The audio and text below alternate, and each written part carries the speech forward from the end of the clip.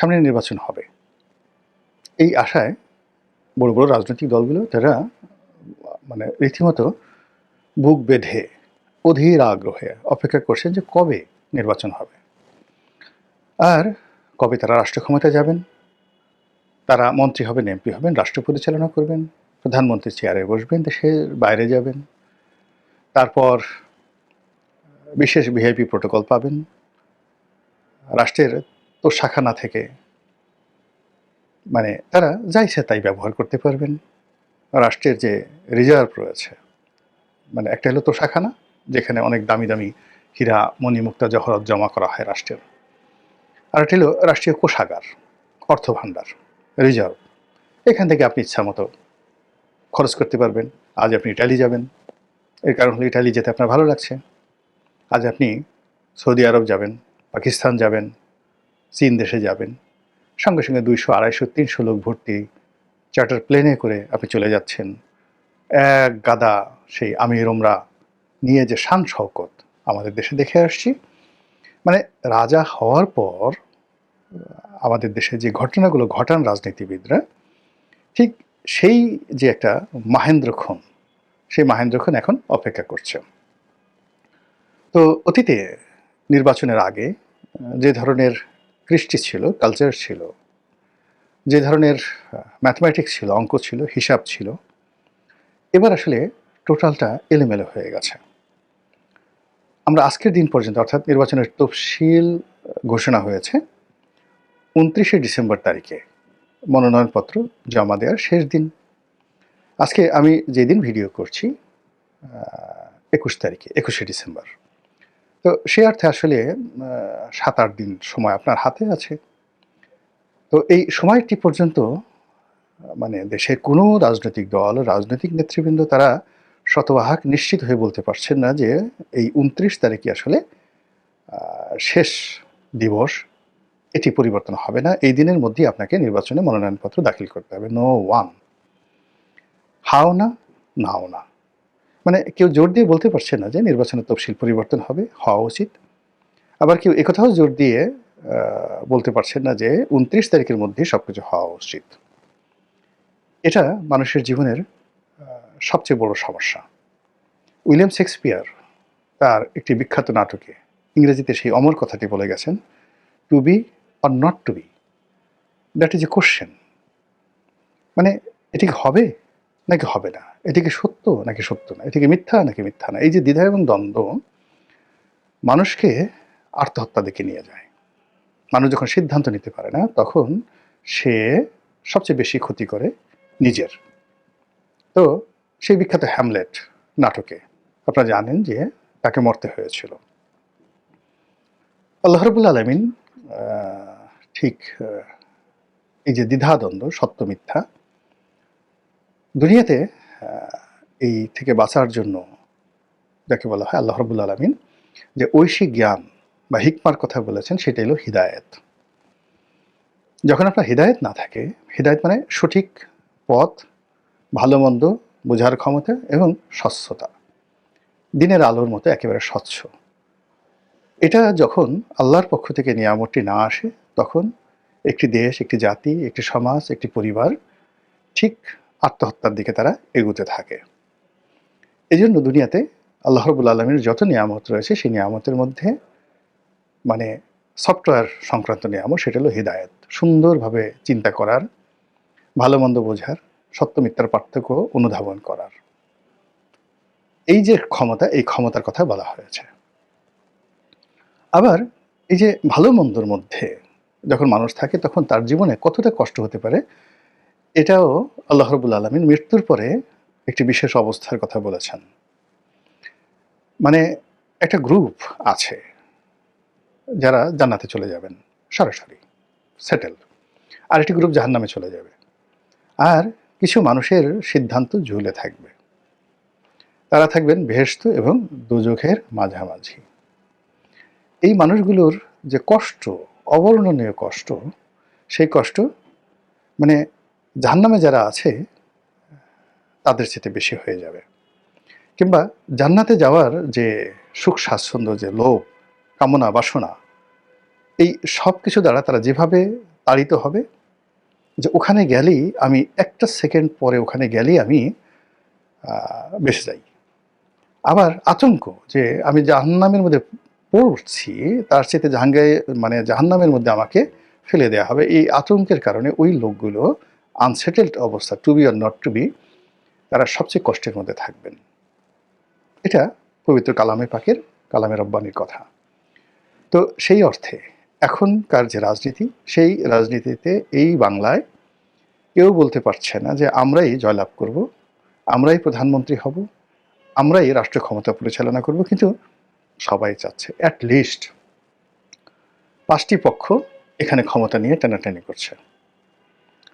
প্রথম পক্ষ হলো অদৃশ্য তৃতীয় শক্তি। তারা কলকাঠি নাড়ছে, একটার সঙ্গে আর একটা ঝামেলা বাঁধিয়ে দিচ্ছে। দ্বিতীয় যে পক্ষ, সেই পক্ষ হলো বিএনপি। তৃতীয় যে পক্ষ, সেই পক্ষ হলো জামাত এবং অন্যান্য ইসলামী সংগঠন। চতুর্থ পক্ষ সেটা হলো আওয়ামী লীগ। তারা এখনো স্বপ্ন দেখে যে তারা ফিরে আসবে। এর বাইরে আরেকটি পক্ষ, যারা মানে পর্দার আড়ালে নিজেরা বিক্ষুব্ধ হচ্ছে, সংগঠিত হচ্ছে, কিন্তু তারা স্বপ্ন দেখছে না যে তারা ক্ষমতায় আসবে। কিন্তু তারা খুবই বিরক্ত, কিন্তু তাদের হাতে ক্ষমতা আছে, যার যার অবস্থানে থেকে বিক্ষুব্ধ হয়ে গেছে। এটাকে আপনি পঞ্চম শক্তি বলতে পারেন। পঞ্চম বাহিনী বললাম না, পঞ্চম শক্তি। বাংলাদেশ এখন যে অবস্থায় আছে তাতে করে এই পঞ্চম যে শক্তি, এদের উত্থানটা অনিবার্য। এবং ফ্রান্সে যখন বিপ্লব হলো, প্রায় 16টি বছর ধরে এরকম অনিশ্চয়তা চলতে থাকলো এবং রাষ্ট্রের প্রথম 4টি শক্তি একে একে তারা পরাজিত হলো। এবং নেপোলিয়নের নেতৃত্বে যে শক্তিটি আসলো, এই শক্তিটি সম্পর্কে কেউ কল্পনাই করেনি, কিন্তু তারা যোগ্যতা অর্জন করে ফেলেছিল। এবং অল অন এ সাডেন 1 ঘন্টার ডিসিশনে তারা সেই ক্ষমতা দখল করে ফেলেছিল। বাংলাদেশে 75-এর পরে জিয়াউর রহমানের যে অভ্যুত্থান, এটাও 5 নম্বর শক্তি ছিল। আবার বলছি, সেটা কিন্তু 5 নম্বর শক্তি ছিল।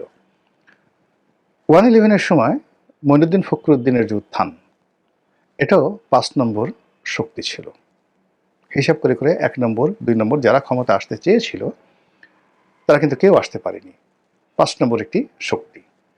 সাম্প্রতিক সময় বিশ্বের সবচেয়েতে যাকে বলা হয় চৌকুশ রাষ্ট্রপ্রধান, প্রেসিডেন্ট ইব্রাহিম তারোরে, যিনি বুর্কিনা ফাসোর প্রেসিডেন্ট, সেনাবাহিনীর একজন ক্যাপ্টেন। এর আগে 4টি পরপর বড় সামরিক অভ্যুত্থান ফেল করেছে, ক্ষমতা দখল করেছে, ফেল করেছে। 5 নম্বরে গিয়ে ইব্রাহিম তারোরে সফল হয়েছেন। He is just a captain, no general, no brigadier, no colonel, nothing. একজন সেনাবাহিনীর সাধারণ ক্যাপ্টেন, তিনি এখন সেই রাষ্ট্রের পঞ্চম শক্তিরূপে এখন সেই দেশ পরিচালনা করছেন। তো কাজেই এই যে এখন যাদেরকে আপনারা দেখতে পাচ্ছেন ক্ষমতা নিয়ে টানাটানি করছেন, আওয়ামী লীগ আজকে ঢুকে পড়বে, তো ডক্টর মোহাম্মদ ইউনূস আরও ক্ষমতায় থাকবেন, বিএনপি এই নির্বাচনে জয়লাভ করলো, না না বিএনপি জয়লাভ করবে না, জামাত জয়লাভ করবে, এই সমীকরণগুলো 4টি সমীকরণ। কিংবা সেনাবাহিনী জরুরি অবস্থা ঘোষণা করবে, রাষ্ট্রপতি জরুরি অবস্থা ঘোষণা করবেন, সেনাপ্রধান তার সঙ্গে থাকবেন। এই যে ইকুয়েশনগুলো, সমীকরণগুলো, এগুলো 1, 2, 3, 4। আর 5 নম্বর যে সমীকরণটি মানুষের মনোমস্তিষ্কের বাইরে থাকে, আর যারা নায়ক নির্বাচনে জামাত হলে ভালো হয় নাকি বিএনপি হয়ে যাচ্ছেন। আমাদের যে জুলাই আগস্ট বিপ্লবটা হলো, সেই জুলাই আগস্ট বিপ্লবে যারা নেতৃত্ব দিলেন তারাও কিন্তু 5 নম্বর শক্তি। মানে ওই মুহূর্তে আপনি যদি আগস্ট মাসের 4 তারিখ পর্যন্ত ধরেন, তাহলে আপনার কি ছিল? শেখ হাসিনা একটা শক্তি, রাজনৈতিক দলগুলো মিলে তারা একটা যাকে বলা হয় জাতীয় সরকার করবে, এটি একটি শক্তি। 4 তারিখ পর্যন্ত আমরা এগুলো নিয়ে আলাপ আলোচনা, এমনকি 5 তারিখও নিয়ে আমরা সেটা আলাপ আলোচনা করেছি। তারপর যাকে বলা হয় জরুরি অবস্থা জারি হতে পারে, অর্থাৎ আওয়ামী লীগ থাকবে কিন্তু জরুরি অবস্থা জারি হবে, এটা একটা শক্তি। তারপর সরাসরি সেনাবাহিনী ক্ষমতা নিয়ে যাবে, মার্শাল ল জারি করবে, এটা একটা শক্তি। দেখুন সব শক্তি ফেল করলো ডক্টর মোহাম্মদ ইউনূসের নেতৃত্বে যে একটা অন্তর্বর্তীকালীন সরকার হলো, এবং এই যে বিপ্লবের যারা নায়ক হাসনাত স্যারজি যারা আসলেন, তারা যে ক্ষমতায় আসলেন, তারা 4 তারিখ পর্যন্ত দে ক্যানট ইভেন ইমাজিন যে 5 তারিখে বা 6 তারিখে তাদের জন্য কি অপেক্ষা করছে। তাহলে আপনি দেখুন যে যখনই একটা বড় ম্যাসিভ পরিবর্তন হয়, সেখানে 5 নম্বর শক্তি পাদপীঠে চলে আসে। আমাদের মুক্তিযুদ্ধ একই অবস্থা।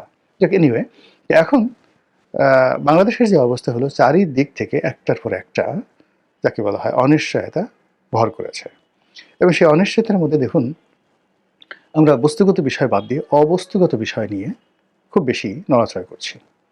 ভারতে 7 সিস্টার দখল করব, তারপর ইসলামী প্রজাতন্ত্র গঠিত হবে, খিলাফত গঠিত হবে, ইসলামী শাসনতন্ত্র প্রতিষ্ঠিত হবে।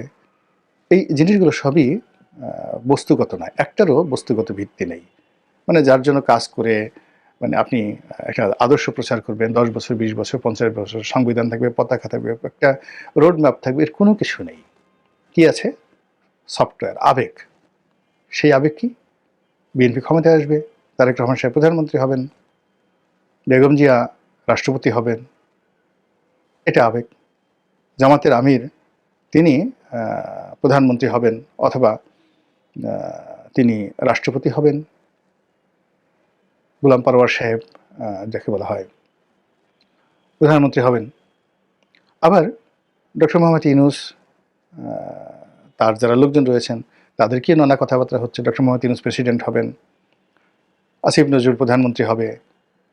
আর এক গ্রুপ বলছেন যে না, আমাদের সম্পাদক মাহমুদুর রহমান প্রেসিডেন্ট হবেন বা মাহমুদুর রহমান প্রধানমন্ত্রী হবেন। এই যে জিনিসগুলো, এইগুলো মূলত সফটওয়্যার, অবস্তুগত আবেগ। অবাক করার ব্যাপার হলো যে এই আবেগগুলো দ্বারাই কিন্তু আমরা এখন তাড়িত হচ্ছি। এই আবেগের বশবর্তী হয়ে আমরা মানে হাদির জন্য কান্নাকাটি করছি, আবেগের বশবর্তী হয়ে আমরা প্রথম আলো পুড়িয়ে দিচ্ছি, আবেগের বশবর্তী হয়ে আমরা মহাকালের সবচেয়ে বড় যাকে বলা হয় সমাবেশ তারেক রহমান সাহেবের জন্য করার জন্য প্রস্তুতি নিচ্ছি, এবং তারেক রহমান সাহেব বাংলাদেশে আসবেন, 25 তারিখে তিনি 300 ফিটে যাবেন, এবং 300 ফিট একটা রাস্তায় বসে তিনি জাতির উদ্দেশ্যে ভাষণ দেবেন। এই জিনিসগুলো এখন বাংলাদেশের প্রাইম নিউজ, প্রাইম ফ্যাক্টর। কিন্তু বস্তুগত জিনিসগুলো যদি চিন্তা করেন সেটা হচ্ছে না। তো সেই দিক থেকে আপনার দেশের প্রধান দুটি রাজনৈতিক দল বিএনপি, আওয়ামী লীগ, তারা যে কাজটি করছে, আওয়ামী লীগ বলার মানে 3টি রাজনৈতিক দল, আওয়ামী লীগ, বিএনপি এবং জামাত। আওয়ামী লীগ যে ন্যারেটিভগুলো প্রচার করছে, মানে যেটা সফটওয়্যার, মানে অবস্তুগত, ধরা যাবে না, ছোঁয়া যাবে না, ইন্টারনেট ব্যবহার করে, সোশ্যাল মাধ্যম ব্যবহার করে তারা শুধু এই কাজটি করছে। বর্তমান সরকার খারাপ, জামাত খারাপ, বিএনপি খারাপ, এরা কেউ দেশ চালাতে পারবে না, আওয়ামী লীগ খুব ভালো দেশ চালিয়েছে, শেখ হাসিনার হাতি দেশ নিরাপদ। এটা হলো তাদের ন্যারেটিভ। বিএনপির যারা লোকজন তারা বলছেন যে না, বাংলাদেশের যে রাজনৈতিক ভবিষ্যৎটা তারেক রহমান সাহেবের উপর নির্ভর করবে। তার মতো ব্লু ব্লাড, রয়্যাল ব্লাড বাংলাদেশে নেই। তার বাবা ছিলেন রাষ্ট্রপতি, মা ছিলেন প্রধানমন্ত্রী, বাবা ছিলেন সেনাপ্রধান, মুক্তিযোদ্ধা, মানে এইরকম একটা রক্ত, এই রক্ত বাংলাদেশে সেকেন্ড পিস আর তৈরি হয়নি। কাজেই তিনি এই দেশকে ভালোবাসেন, তিনি এই দেশের জন্য যে স্যাক্রিফাইস করেছেন, এতদিন তিনি এই দেশের জন্য প্রবাসী থেকেছেন, রাজনীতির জন্য কত কষ্ট করে লন্ডনে থেকেছেন, তাকে পাবলিক ট্রান্সপোর্টে চলতে হয়েছে, ছোট্ট একটা রুমে বসে, মানে কবরের মতো একটা রুমে বসে তাকে সেই আজকে স্কাইপিতে কথা বলতে হয়েছে। তো সেই মানুষ দেশে আসবেন, দেশে হাল ধরবেন, 18 কোটি মানুষের জীবনে উন্নয়ন ঘটাবেন, এই প্রচার বিএনপির লোকজন করছে, এবং তিনি প্রধানমন্ত্রী হিসেবে উপযুক্ত। জামাতের যারা লোকজন বলার চেষ্টা করছেন যে জামাতের আমির ডক্টর শফিকুর রহমান জিন্দাউলি, টাটকাউলি, আল্লাহর রহমতের ছায়া তার দিকে আছে, তিনি হাসলে বৃষ্টি আসবে, তিনি যদি কাঁদেন মরুভূমি হয়ে যাবে, তিনি যদি অভিশাপ দেন তার জীবন তছনছ হয়ে যাবে, তার অলৌকিক ক্ষমতা আছে, এবং তিনি সৎ মানুষ, লেখাপড়া জানা মানুষ, বন্ধুবৎসল মানুষ। এই মানুষ যদি প্রধানমন্ত্রী হন, দেশের মানে যাকে বলা হয় একটা ব্যাপক পরিবর্তন হবে। তো এই জন্য অসংখ্য শত শত ইন্টারনেট ভিত্তিক যে গ্রুপগুলো রয়েছে, বিশেষ করে ফেসবুকে, তারা সার্ভে করছে কাদের হাতে দেশ নিরাপদ, জামাতের হাতে নাকি বিএনপির হাতে। আবার আওয়ামী লীগ বলার চেষ্টা করছে যে আগে ভালো ছিলেন না এখন ভালো আছেন? তারপর প্রধানমন্ত্রী হিসেবে কাকে দেখতে চান? ডক্টর শফিককে না তারেক রহমান সাহেবকে? তো এই যে ব্যাপক প্রচার এবং প্রোপাগান্ডা, এখানে যদি আপনি আগে যে কথাগুলো বললাম সেই কথাগুলোর সঙ্গে আপনি মিলান, সেটি হলো যে আমরা এই যে যখন বস্তুগত বিষয় না করে অবস্তুগত বিষয় অর্থাৎ ইলিউশন, স্বপ্ন, লোভ, লালসা, কামনা, বাসনা, নিজের ভালো লাগা, মানে যেটার কোনো কারণ নাই। আপনি টম ক্রুজকে ভালোবাসেন, অ্যাঞ্জেলিনা জলিকে আপনার খুব ভালো লাগে, একটা সময় ঐশ্বরিয়াকে আপনার খুব ভালো লাগতো, কিন্তু এখন আপনি আরেকজনকে পছন্দ করেন আর তাকে আপনি জীবনে কখনো দেখেনি। শাহরুখকে আপনার ভালো লাগতো, এখন রণবীর সিংকে আপনার ভালো লাগে, আলিয়াকে আপনার ভালো লাগে। এই যে ভালো লাগার যে বিষয়গুলো, এটা নিয়ে আপনি প্রতি মুহূর্তে যুদ্ধ করছেন, এটাকে বলা হয় ইলিউশন, এক ধরনের কল্পনা। ওখানে আপনি নিজের মতো করে তৈরি রেখেছেন। আমাদের রাজনীতিটা এখন অ্যাবসলিউটলি ইলিউশনে চলছে। যে যার মতো প্রধানমন্ত্রী বানাচ্ছেন, যে যার মতো দলকে ক্ষমতায় আনছেন, এনে এক একটা ন্যারেটিভ তৈরি করে ফেলছেন এবং সেখানে প্রতিদিনই নায়ক নায়িকা পরিবর্তন হচ্ছে। এই ৩ দিন আগে যারা বাংলাদেশের শীর্ষ নায়ক ছিলেন অনলাইন জগতের, এখন তারা নেই। আবার আগামী যে কে হবে তার কোনো ইয়াত্তা নেই। ঢাকা শহর মানে বলতে গেলে খাবলা খাবলা, কোথাও লোকজন নাই, কি যেন একটা ঘটবে, একটা আতঙ্ক। এর মধ্যে ইন্টারনেটে ফাটিয়ে ফেলছে কে হবেন প্রধানমন্ত্রী আগামী দিনের ইত্যাদি কথাবার্তা। কিন্তু এটি তখনই বাস্তব হবে যখন আপনার মনে হবে যে আসলে অন্তরে অন্তঃস্থল থেকে যে এই লোকটি প্রধানমন্ত্রী হলে দেশ ভালো চালাবেন, এর কারণ হলো তিনি ভালো কিছু চালিয়েছেন। কোনো মানুষ যদি অতীতে ভালো কিছু চালানোর রেকর্ড তার না থাকে, তাহলে সে মানুষ কখনোই কোনো কিছু রাতারাতি এসে একটা রাষ্ট্র পরিচালনা করতে পারেন না। দ্বিতীয়ত হলো যে কোনো একক ব্যক্তি কখনো রাষ্ট্র পরিচালনা করতে পারবেন না। প্রাথমিকভাবে একটি রাষ্ট্র পরিচালনা করার জন্য তার প্রশিক্ষিত, অভিজ্ঞতা সম্পন্ন এবং 100% সফল হয়েছে এরকম 100 জন রাজনৈতিক শক্তি লাগবে, যারা মন্ত্রী হবেন অথবা মন্ত্রী পদমর্যাদা ভোগ করবেন। কোন দলের 100 জন লোক আছে বলেন তো, যারা অতীতে চুরি করেনি, ডাকাতি করেনি, সম্পদের পাহাড় গড়েনি, গত 14 মাসে অকাম করেনি, কুকাম করেনি, কিংবা যারা অতীতে দায়িত্ব পালন করে পরিবার, ব্যক্তি, সমাজে সফল হয়েছেন? একজনকে দেখান, just show me one single man. তাহলে যে লোক আজ থেকে 20 বছর আগে ভরা যৌবনে চুরি করেছে, সে বুড়ো হয়ে আরো বেশি চুরি করবে। যে মানে যার যখন দরকার ছিল না তখন সে আর্থিক দুর্নীতি করেছে, ব্যাংক লুট করেছে, আর এখন ব্যাংক লুটটা ভাত মাছের মতো হয়ে গেছে। এখন সে কি করবে বুঝতে পারেন, পুরো ব্যাংকটাকে সে খেয়ে ফেলবে, কামড়িয়ে কামড়িয়ে চিবিয়ে চিবিয়ে সে খেয়ে ফেলবে।